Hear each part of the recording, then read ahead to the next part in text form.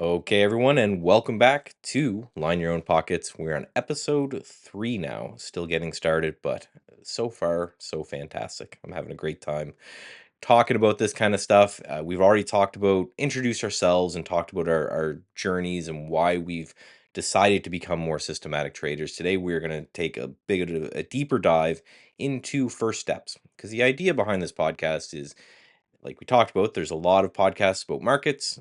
Me and Dave approach the markets a little bit differently from most, more of the systematic side. So we talked about why. Now we're going to talk a little bit about how, and we're going to be expanding that out over the next couple episodes. So nice to chat with you again, Dave. How's your week been so far? Yeah, it's been great.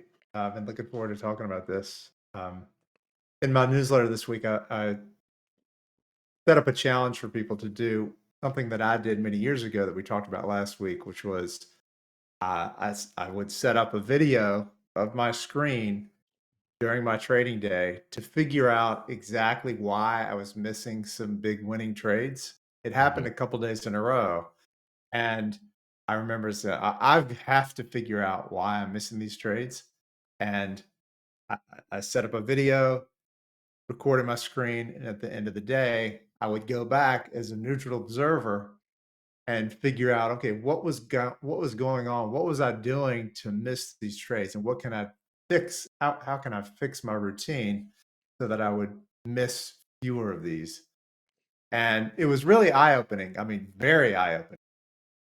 And there was always 3 or 4 to-dos that came out of that I noticed, things I could fix, things I could improve in my layout, in the way my charts were set up, in the way I was doing certain things, and a lot of that came out of that was not, fully automating anything quite yet, but there were little things I could do right away to get more systematic, to eliminate some opportunities for human error, and I wanted to talk about 3 of those things today that I think people would be interested in. Do you remember going through a similar thing? Like, do you remember some first steps you made when you were Yeah, trying to get more systematic? for sure, and one of them was, like you mentioned, recording your screen, and it's funny, I remember you mentioned you had to do a slideshow. So the challenge that you're giving everybody now in 2024, there's really no excuse not to. It's way easier to record your screen now than it would have been way back then. Yeah, but for me, it was more about limiting a lot of noise and doing a lot more focus. So what I would do a lot of is I would go through a scan that I built, and I would load up all the history I could on it and just scroll back on charts and go, this is where it would have triggered. This is where the trade I would have made. There's ways now that you can grab almost randomized data and trade on it in real time, right, tick by tick. But back then, that was kind of the best we had, and that's what I did a lot of. Is said, okay, here's all of the output of the scan. It would have said buy here and put a stop loss there, and that's why they call it paper trading, because I'd actually write down on a physical piece of paper, right, buy Apple at this price, sell at this price. This would have been the profit, and then started to compare that to what I actually did. So at the end of the day, I would load up the scan and said, okay, it said to trade these four stocks and to trade these four stocks in these ways. And then I would look at my actual P&L and see where that difference, which ended up usually being pretty wide, where that difference was. And that was one of the first steps, is to say, okay, this is what the system told you to do. How good were you at that? How close were you? And the one thing that really opened to me, that I think is a help for a lot of systematic traders, is I was no longer looking at the end of the day and saying, did I make money and that was a good thing, or did I lose money and that was a bad thing? It was, the system said to do this. Did you do that? And if you lost money when you followed it, then I was, still a little bummed I lost money, but I was more okay with it. Sure. Yeah, that's a good point. Um, so here are 3 I'm gonna go through 3 things that I think people could take away from this to implement in their own trading, even if they're trading manually now, Hmm. especially if they're trading manually now. These are things that I remember implementing at the time that are concrete steps you can do. So the first one is setting up shortcut keys in your broker platform and in your trading platform. Hmm. It's pretty amazing as a developer seeing what you can do with the shortcut keys. some of these platforms are extremely sophisticated with what you can do and what you can set up. You'd be Yeah. surprised at what you can do. And as I went back and looked at those screenshots at the time, video now, it's really clear how you can save some keystrokes, you can save some typing if you kind of take a step back and look and see what shortcuts are available in your platform and brainstorm how you can implement that into your workflow. Now So, I've got some but shortcut keys that I use to set up reasonable defaults where I have to do very little beyond that to make a trade. So I'm trying to reduce the number of steps, automate as much as possible with the platform you're already trading with. well, it's funny, and again, this is way back in the prop firm days. They wouldn't actually, the one that I worked at anyway, they wouldn't plug in your mouse for the first 6 months or so of your trading career. You'd sit down and there was only a keyboard. And the reason for that was this was before HFT trading. So and I think I mentioned this in the first episode that I was essentially hired because I played a whole lot of StarCraft, which is a very, again, it's a nerd game, but it's like chess where you can't see the other side of the board and everyone's acting very quick. And that was part of it, is because they found that if they gave people a mouse and they learned on that, they got addicted to going up to the buy button and hitting buy and then changing their position size by clicking in the little box and typing it in, where you would see the pro traders and they just had their hands like a gamer kind of sprawled out on the keyboard and they were just waiting for things to happen and hit the keys. So it was just funny that, you're talking about this again, 2024, this was back in 2006, and it was, you cannot touch your mouse until you're a profitable trader, and then we'll give you a mouse to play around with. I love that. Yeah, it's like removing the crutch before you Yeah. can start relying on it. And That's have you great. It reminds me. So very specifically reminds me of about that time. I had a keyboard, and I specifically bought a keyboard without labels on the keys. So there's literally no point to look at your keyboard at that point. You're forced to learn how to Mhm. type really, really well. I think most people grow up now being good typists. At the Yeah. time, though, it was sort of a novel thing. So this sort of forced you, kind of the same thing you were talking about with the mouse, forces you to become an excellent typist real fast. Well, and it's funny just to bring it back to the video game thing, right? If you obviously, as an old man with two kids, I don't have time to play games anymore, but I was big back in the day, and you could always tell if you handed a controller or a keyboard and mouse over to someone who didn't play. It was like handing someone a stick who couldn't drive stick, right? They're looking down at the thing and they're trying to hit the buttons the whole time. And then, myself, I'd sit down and you just intuitively know where everything is. So yeah, it's a bit of a muscle memory game. But if you are going to stay in the side where you're entering the orders yourself, I couldn't agree more. It just makes way more sense. You're way faster. I find just navigating around the computer, trying as hard as little as possible. I do a lot on a laptop, using the trackpad, trying to figure out the keys for it. Again, just saves. We're talking half a second, but it's half a second multiplied by however many actions a day, multiply that by however many, days in a week and weeks in a month in a year, and eventually you've saved yourself maybe hours of time as opposed to, right, someone who's just kind of looking for that mouse every time they have to do something. Sure. Yeah, a lot of times it's not really obvious that it's going to save you a lot of time. And maybe it doesn't save you a lot of time today, Hmm. but you're right, it adds up over time and soon it just becomes part of who you are, like part of your routine, and you get just so much more efficient. Yeah. So yeah, that's great. All right, so the second one, um, in reviewing the video, I thought I was good at computing my position size for a trade, but when I watched myself going through that, I realized I could be better. So I think at the time I had, um, I was I think I had an Excel spreadsheet where I would plug in some numbers and it would, Hmm. so I had some formulas in there. It was pretty easy to do. But when I needed to do it quickly, when a trade was on the line Yeah. and I needed to get that done as quickly as possible, I realized, okay, this is not as efficient as I thought it was. So Look at that specifically. How do you compute your position size? Are you should be varying your position size, probably depending on the system you're trading, but you should be varying it based on the symbol and the setup. And at the time, what I did was I was using Amabroker for charts at the time, Hmm. and there's a way to program in all some indicators on your chart. And what I did was the the the position size for the system I was trading at the time came directly from the bars on the chart. So Yeah. programmed in a little pop-up to do that automatically. So it would automatically compute the position size for every bar. So I would just hover my mouse over the bar, boom, it would show me exactly how many shares I should use, and then I would plug that into my platform. So it wasn't, like I said, it was not until going back and reviewing as a neutral observer, sort of like what you were saying when you gave somebody a controller that had never used a controller before, Hmm. and you observe that, it's easy to see the things that they're missing. But that person in that moment may not really understand what they're missing. Being able to go back and review afterwards, just super important. You'll spot lots of things to do.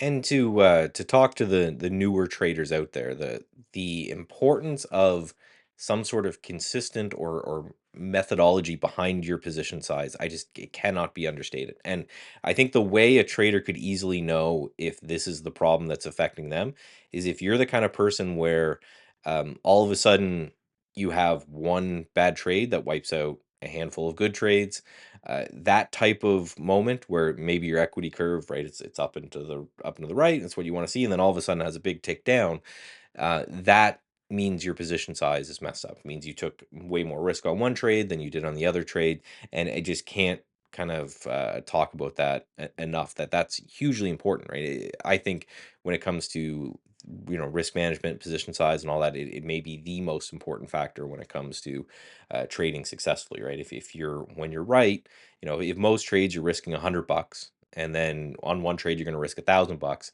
almost just like the universe talking to you, that that one trade that you risked $1,000 on is going to lose, and it's going to wipe out a whole bunch of gainers. So super super important that you have that hammered out, and that makes sense to you.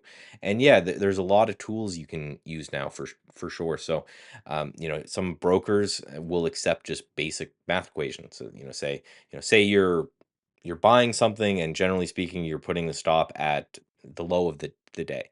It'd be very easy to, do a little math equation that says, this is my account size, this is how much I want to risk, this is the current price, and this is the low of the day. And with those variables, it can just spit you out a number of this is how many shares you want to buy. Another one that I liked, that Dave was talking about, is basically just an idea behind average true range, right? You're taking some sort of indicator and you're saying the average bar length is X. So I'm going to use that to roughly do my position size. Again, it doesn't have to be super complicated, but anything that keeps you in that ballpark to make sure that you're risking the amount you want to risk on every single trade, I think is huge, because at the end of the day, we're all trying to control the risk and then get lucky sometimes when something really, really works out. And if we don't have that size, then what will happen is you'll always notice that you are way too small in the great trades, and then you're way too big in the crappy trades, and it's just going to be the way it works. So that makes perfect sense. I think a spreadsheet is fine for maybe someone like me who's a little bit more on the swing trading side of things, but if you're in the heat of the moment and you're trading a little faster and more frequent, then I think it makes perfect sense to try to put something in the application that you're actually using to place your trades. Yeah, for sure. Um, all right, the last one. This is a little bit more advanced, but I still think it's really important and something you can do right away. And that is, as soon as you enter a position, go ahead and enter all your exit orders and Mhm. set them up in such a way that they automatically play out. Um, Very, very important, and it gets you out of the habit of just waiting and seeing and like making a discretionary decision that you don't plan on. Mhm. Getting those in immediately. as your default, maybe you change, maybe you make some tweaks over the course of the trade, but having the defaults in place and setting those up within your platform can basically automate the trade from the point of entry all the way to the point of exit. Yeah. So the other thing that does is it forces you to get you in the mindset of um, uh, figuring out why you're taking a trade. Mhm. Why are you taking a trade? What sort of system do you have for the exits? You're not going to come up with them after the fact. Before you enter the trade, you should already have all that planned out for whatever eventuality happens within the lifetime of that trade. You should already have that plan. So you should be able to do that right away. And it's a big help for me to do that. Well, especially the stop loss order, right? Because just from the law of averages, eventually there will be a time where you will enter a trade and immediately the thing just goes it's going to happen at some point, right? You're placing a trade, you buy the stock, and then if you're trying to fiddle with where do I put my stop loss and all that kind of stuff, and then all of a sudden some big news event happens, right? Something, the CEO gets pulled out of the company in handcuffs or something, and all of a sudden the stock is just tanking. It creates that deer in the headlights. If like, well, what do I do? Do I just, is this a weird tick? What's going on? And blah blah. And then you have that thing that we just talked about. By the time you actually exit the trade, you are 10 times your risk is gone, and now you have to trade a whole bunch to get back. And whereas if you have the ability to hit a button and you enter, and then a stop loss gets put out immediately, then right, you're no longer worrying about it. It would have been a 1 hour or whatever you were risking would have got hit immediately, and you just would have moved on with your day. But yeah, that's hugely important. And then um, for the exit, I totally agree, especially if you have a hard target, you might as well just put that out at the time. If you're someone like that, if you're someone who is trailing a stop. So what I'll do quite frequently is, as a swing trader, I'll say a close below this moving average. That's my exit. There's a lot of ways you can just set alerts nowadays and say, hey, let me know when the stock gets below this, and then I set that out immediately after I put on the trade, because you're right, it it takes a lot of the mental burden. And I think that's going to be a theme that we're going to go over and over and over again for the reasons of systematic trading and the benefits of systematic trading, is that you only have so much bandwidth in your head, and it's where do you want to allocate that, right? Purely discretionary traders are doing a lot of that on the fly when it comes to entry and exit and profit target and trailing stop and all this kind of stuff. What me and Dave are suggesting is that if you can at least automate some of that away, if you want to be fully discretionary on your entries, that's fine. Well, then automate away the stop loss and the profit target and or the trailing stop or whatever. If you want to be fully discretionary on how you manage a trade, well, then maybe you have a system enter the trade for you based off some parameters. So it's all about whatever you can kind of offload from your brain to your computer. And one example that I always use all the time is when it comes to my work, I'm a very much a list guy. I wake up in the morning, I have a list of things to do, and I'm gonna get those done, and I can then enjoy the rest of my day when they're done. But if I think of anything halfway through the day, like last night, I was just making the kids supper and I thought about something I had to do tomorrow, as opposed to having that weigh on my brain for the rest of the night and being like, remember that you have to do that thing tomorrow.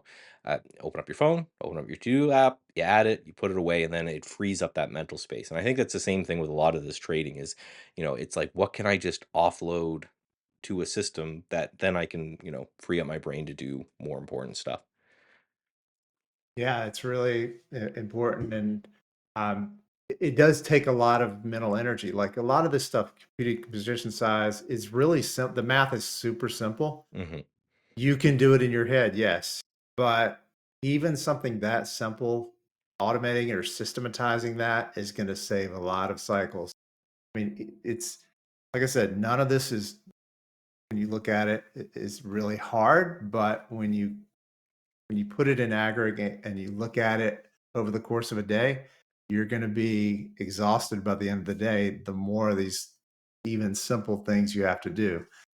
So to systematize it, yeah, is going to make your trading better in the long run, and you're going to feel better about it. Well, and then the brain can be used to do other things, right? Come up with new ideas. You could be reading studies about, oh, this study just launched about this style of trading. Let me, now I have the mental capacity that I didn't waste by, doing tiny little arithmetic equations over and over and over again all day. Well, let me take and read that study, and maybe that's gonna, or attend that webinar, or do something that I now have the brain space for. Because yeah, we mentioned this in the first episode. One of the reasons I got into systematic trading is I was trading very young, but at the end of the day, I'm like, don't talk to me. Don't look at my brain is fried. I can't. The girlfriend or wife would just ask me a basic question like, "Where do you want to go to supper?" And I'm like, I just don't have it mentally to answer that very basic question. I'm like, this is no way to live. So what can I offset in order that at the end of the day I can do stuff, whether it's work related or personal or whatever. So you Yeah, have I love any it. so the one kind of quick tip that I wanted to have, I know you had your 3, I think they're fantastic and I agree with all of them, is to try to offload as much as you can when the market is closed. That was one thing that really helped me. i- when it comes to a lot of people, they want to chase things intraday as things are moving. A news event comes out, they want to react to it, that kind of stuff. One thing that really helped me down my kind of systematic trading journey is by kind of refusing to look at anything new that I hadn't looked at the night before or the morning of as soon as the market opened. Everything gets shut down. I build a list based off my scans the night before. That gets inputted into my scanning software, and that will only show me things from that list. And yes, I miss a whole lot of stuff. Right? There's a whole lot of stuff that goes on intraday, but that's fine. But for me and my personal issues of FOMO trading and revenge trading and all that, it helped a lot. So if you find yourself constantly chasing the dragon, I think that's a good tip. Is when the market closes and all the lights stop flashing and there's no longer your P&L ticking up and down, I just find I'm in a better space mentally and just in more of a centered place, and I can build my list. I can look at the stocks objectively then, and then during the day it's just waiting for the alerts to come in, that kind of stuff. Yeah, I love that. It's sort of, there's no limit to the amount of information you could be looking at. Hmm. And I like that it sort of set the way you described it, it sets your default to um, the stuff you're choosing to look at. You're Yeah. not looking at everything and choosing what to filter out. You're starting from what you what is important to you to look at, and that's your starting point. I love that. Yeah, and we'll get into more of that when we go, I think, deeper into our unique processes. But yeah, for me it's right, run all the tests at night, have my list, watch my list during the day, and then see what happens. So, uh, I think those are some great places to get started. I would take a look at all of those things and see what you can apply to your trading. Do you have anything else that you want to leave the kids with there, Dave? I think that's good. I think I would be interested to hear if anybody has any other. If this sparks any thoughts Yeah. about what other people have tried. I'd be interested to hear. So reach out if you have any ideas about that. But yeah, I think this is a good place to end it here. Yeah, I love that idea. Always, I love chatting with other traders. Neither me nor Dave will pretend to be any guru that's figured it all out. So if you guys got ideas, just shoot them by, and we can create a conversation that way. So, again, thanks everyone for stopping by. We appreciate you checking it out. Tune in next week. We're gonna keep going. We'll be launching these at the same time each week. So wherever and whenever you found this one, you'll find another one next week. I'll talk to you guys soon.